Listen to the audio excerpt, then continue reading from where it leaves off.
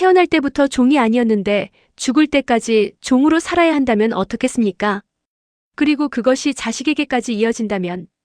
조선 영조 시절 충청도 어느 고을이었습니다. 초가지붕 아래 주막 하나가 불빛을 밝히고 있었습니다. 저녁 안개가 깔린 마을 어귀, 나그네 한 명이 홀로 막걸리 잔을 앞에 두고 앉아 있었습니다. 허름한 회색 도포의 집신 차림이었지만 눈빛만큼은 고요하고 날카로웠습니다.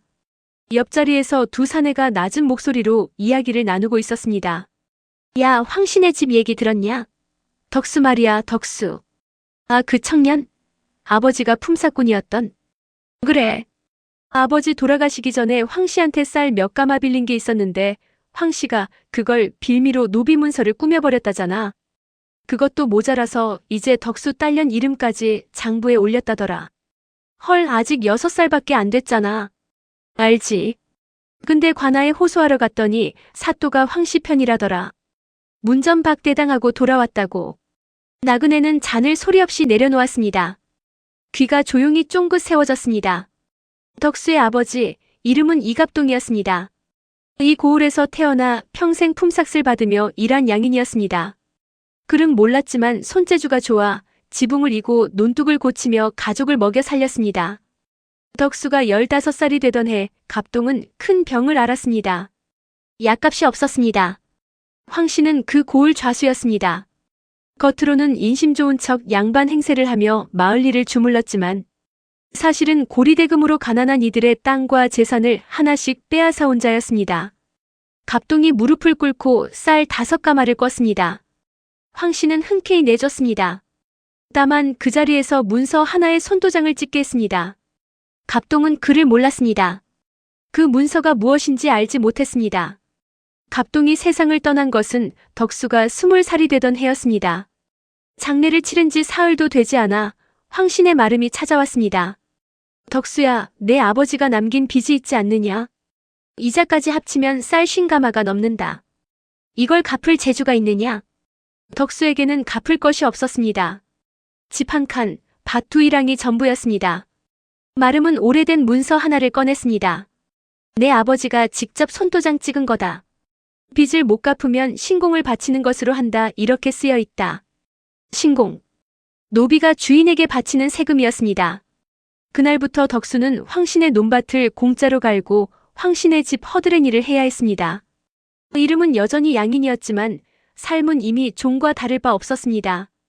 그리고 2해가 지나 덕수에게 딸이 생겼습니다. 아이의 이름을 복이라 지었습니다. 황씨는 복이가 태어난 달에 노비장부를 새로 꾸몄습니다. 이복이 여 나이 갓난쟁이. 그 이름 석자가 장부 맨 끝에 올랐습니다. 덕수는 분했습니다. 복이가 2살이 되던 해 그는 관아문을 두드렸습니다. 손에는 황씨 문서의 내용을 적은 종이 한 장을 들고 있었습니다. 사또는 처음에는 들어줬습니다. 그러나 황씨가 찾아온 뒤로 사또의 태도가 달라졌습니다. 문서가 있고 손도장이 있다면 어쩔 수 없지 않느냐. 법도에 따른 것이니 억울하면 다음에 다시 오너라. 다음이 언제인지는 말하지 않았습니다. 덕수는 발걸음이 떨어지지 않았습니다. 관아 대문 앞에서 한참을 서 있다가 결국 돌아섰습니다. 그 뒤로 아무도 그의 말을 들어주지 않았습니다. 마을 사람들도 황씨가 무서워 모른 척했습니다. 이웃집 노인이 몰래 손을 잡아줬지만 그것뿐이었습니다. 덕수는 밤마다 잠든 복이 얼굴을 내려다봤습니다. 이 아이가 평생 종으로 살아야 한다면. 그 생각을 하면 숨이 막혔습니다. 그로부터 며칠 뒤였습니다. 덕수의 오두막 앞에 낯선 사내가 찾아왔습니다. 주막에서 본 적 없는 사람이었습니다. 회색 도포의 집신, 손에는 낡은 보따리 하나. 혹시 황씨 집 문서 때문에 고생하는 분이 여기 계신가요? 덕수는 경계했습니다. 황씨가 보낸 사람인가 싶었습니다.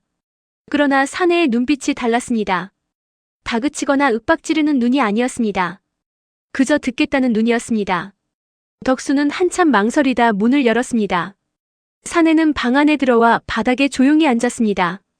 그리고 아무 말 없이 덕수의 이야기를 들었습니다. 아버지의 빚, 손도장, 문서, 관아에서 쫓겨난 일, 보기의 이름이 장부에 오른 일까지. 모든 이야기가 끝났을 때 사내는 문서를 천천히 살폈습니다. 이웃 노인도 불러 증언을 들었습니다. 그리고 일어서며 말했습니다. 알겠습니다. 며칠만 기다리십시오. 그것이 전부였습니다. 이름도 묻지 않았고 어디서 왔는지도 말하지 않았습니다. 나그네는 그날 밤부터 움직였습니다. 황신의 집에서 일하던 노비들을 한 명씩 만났습니다. 마을 어귀 빨래터에서 황신의 곳간 뒤에서 밭두렁 사이에서 이야기들이 쌓였습니다. 황씨가 노비 문서를 꾸민 것이 덕수만이 아니었습니다. 이 고을에서만 12가구가 넘었습니다. 양인이었지만 빚을 갚지 못했다는 이유로 혹은 아무 이유도 없이 문서가 만들어진 경우도 있었습니다. 심지어 이미 죽은 노비의 이름을 살아있는 자의 이름으로 바꿔치기 한 경우도 있었습니다. 암양위천. 양인을 강제로 노비 신분으로 떨어뜨리는 것. 조선의 법으로도 엄연한 범죄였습니다. 그리고 그 뒤에는 사또의 묵인이 있었습니다. 황씨는 사또에게 매에 쌀 빽가마를 바쳤습니다. 그것이 이 고을의 오랜 관행이었습니다. 덕수는 잠을 이루지 못했습니다. 나그네가 떠난 뒤로 사흘이 지났습니다. 아무 일도 일어나지 않았습니다. 혹시 헛된 기대였나 싶었습니다. 보기가 기침을 했습니다. 덕수는 아이를 안고 밤새 등을 토닥였습니다.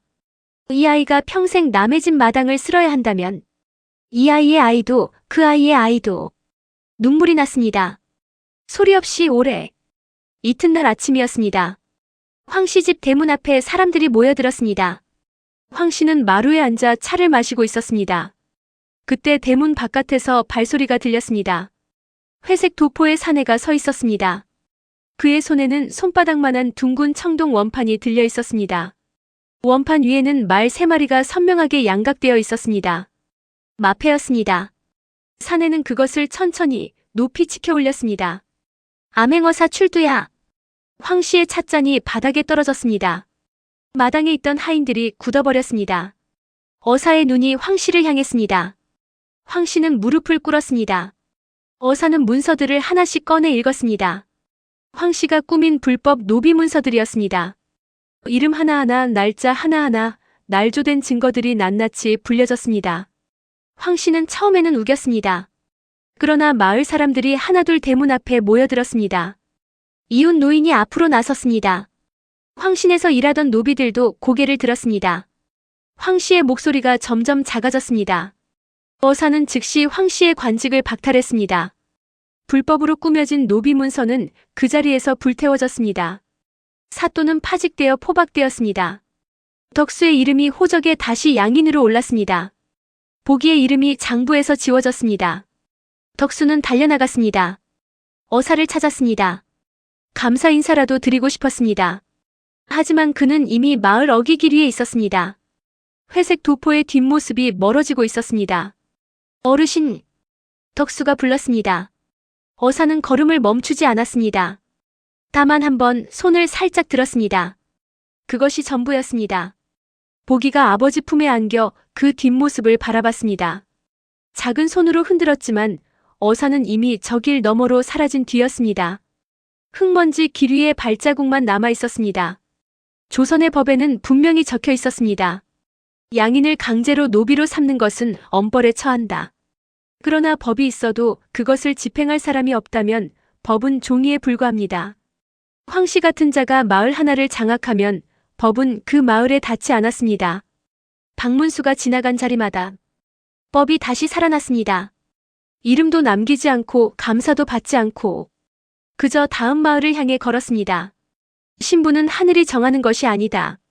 그것을 정하려 드는 자가 있을 뿐이며 그 자를 막는 것이 어사의 길이다. 구독과 좋아요 부탁합니다.